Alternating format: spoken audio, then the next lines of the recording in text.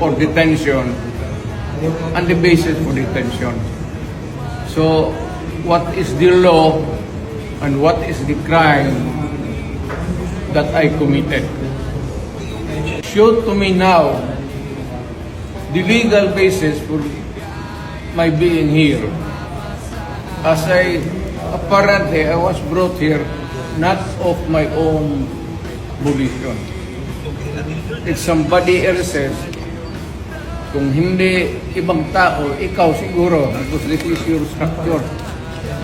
So you have to answer now for the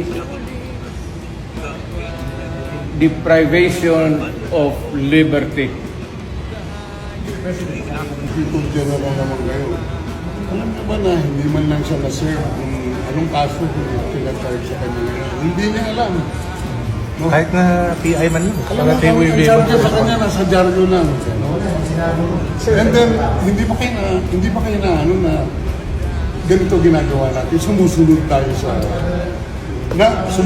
tayo sa isang entity na hindi na tayo member. Nag-withdraw na tayo. And yet, sir, you are the Prosecutor General. Yes. You know how to exercise due process. Before you can even file charges, you have to file a complaint. We have to file a counter affidavit. Without doing those procedural process, here we are, being issued the warrant of arrest, questionable warrant of arrest. Ano naman po, sir? Sir,